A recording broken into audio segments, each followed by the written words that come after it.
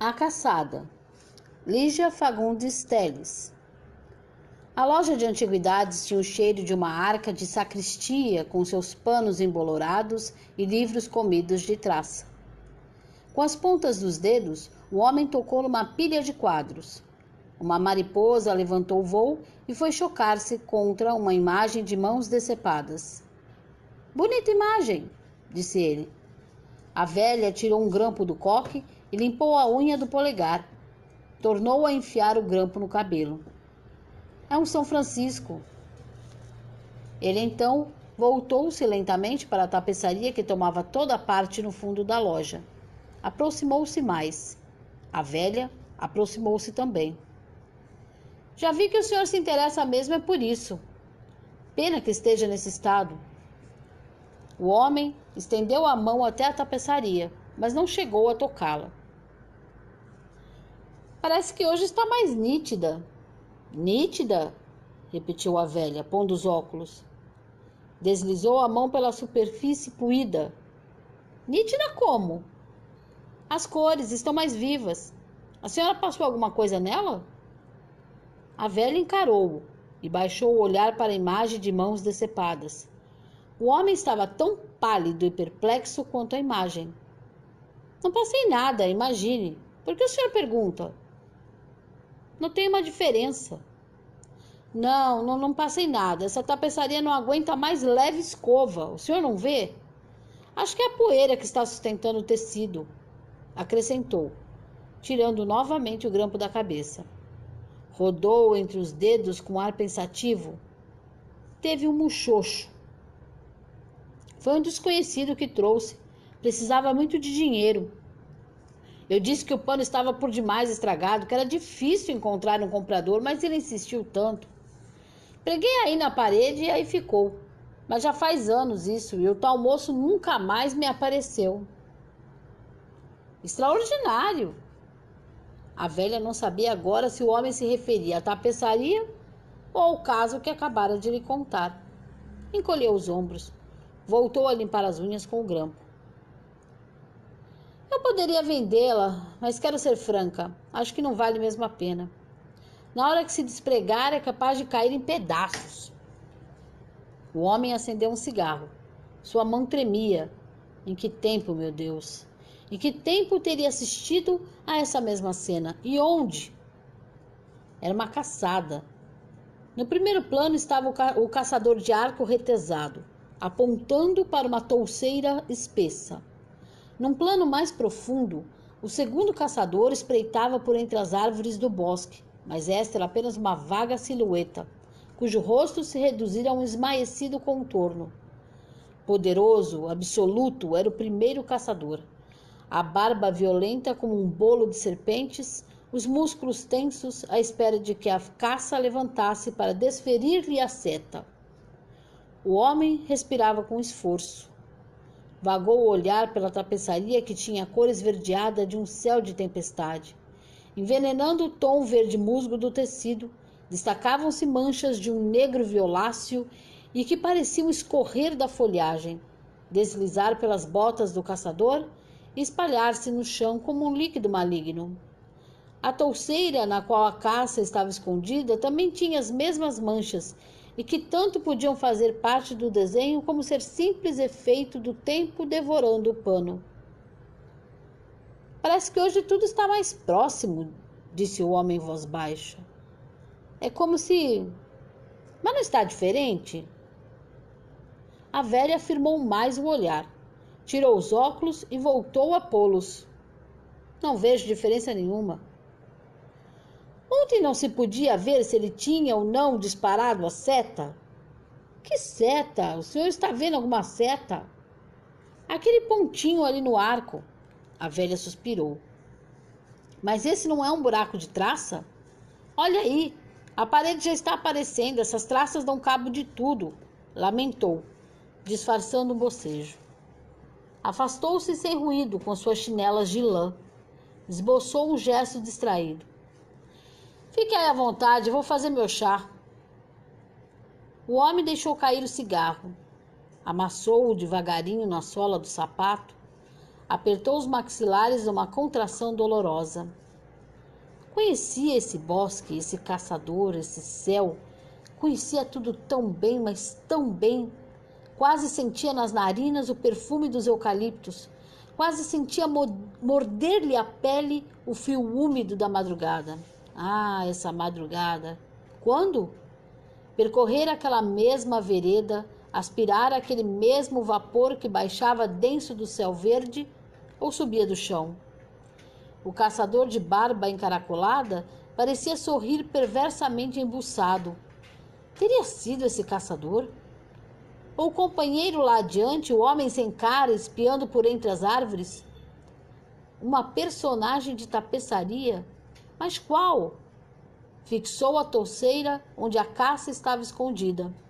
Só folhas, só silêncio e folhas empastadas na sombra. Mas, detrás das folhas, através das manchas, pressentia o vulto arquejante da caça. Compadeceu-se daquele ser em pânico, à espera de uma oportunidade para prosseguir fugindo, tão próxima à morte. O mais leve movimento que fizesse a seta, a velha não a distinguira, ninguém poderia percebê-la, reduzida como estava a um pontinho carcomido, mais pálido do que um grão de pó em suspensão no arco. Enxugando o suor das mãos, o homem recuou alguns passos. Vinha-lhe agora uma certa paz, agora que sabia ter feito parte da caçada. Mas essa era uma paz sem vida, impregnada dos mesmos coágulos traiçoeiros da folhagem. Cerrou os olhos. E se tivesse sido o pintor que fez o quadro? Quase todas as antigas tapeçarias eram reproduções de quadros, pois não eram. Pintara o quadro original e por isso podia reproduzir, de olhos fechados, toda a cena nas suas minúcias. O contorno das árvores, o céu sombrio, o caçador de barba esgrouvinhada, só músculos e nervos apontando para a touceira. Mas se detesto caçadas, por que tenho que estar aí dentro? Apertou o lenço contra a boca. A náusea. Ah, se pudesse explicar toda essa familiaridade medonha, se pudesse ao menos... E se fosse um simples espectador casual, desses que olham e passam? Não era uma hipótese? Podia ainda ter visto o quadro no original, a caçada não passava de uma ficção. Antes do aproveitamento da tapeçaria, murmurou enxugando os vãos dos dedos no lenço. Atirou a cabeça para trás, como se o puxassem pelos cabelos. Não ficara do lado de fora, mas lá dentro, encravado no cenário.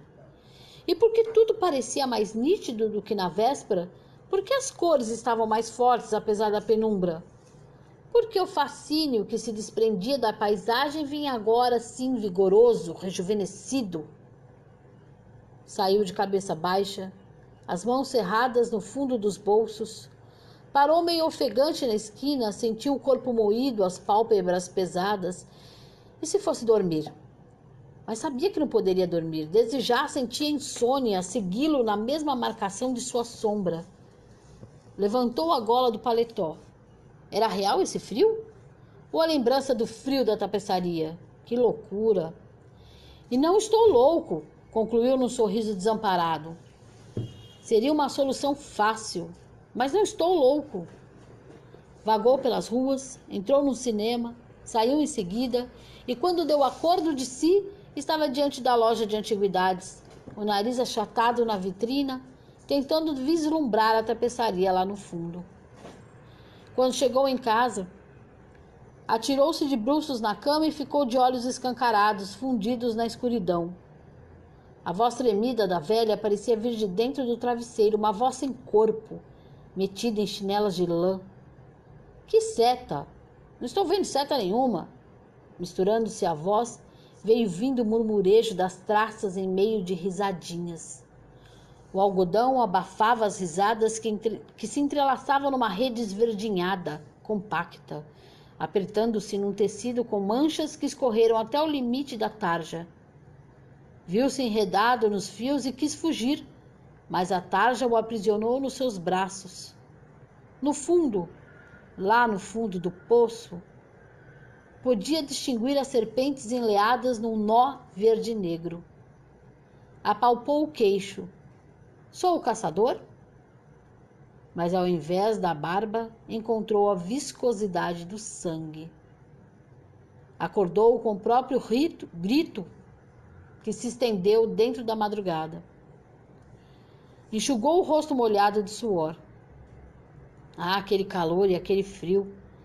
Enrolou-se nos lençóis. E se fosse o artesão que trabalhou na tapeçaria? Podia revê-la, tão nítida, tão próxima, que se estendesse a mão, despertaria a folhagem. Fechou os punhos. Haveria de destruí-la. Não era verdade que além daquele trapo detestável havia alguma coisa a mais? Tudo não passava de um retângulo de pano sustentado pela poeira. Bastava soprá-la, soprá-la. Encontrou a velha na porta da loja. Sorriu, irônica. Hoje o senhor madrugou. A senhora deve estar estranhando, mas já não estranho mais nada, moço. Pode entrar, o senhor já conhece o caminho. Conheço o caminho, murmurou, seguindo lívido por entre os móveis. Parou, dilatou as narinas, e aquele cheiro de folhagem e terra, de onde vinha aquele cheiro? E por que a loja foi ficando embaçada lá longe?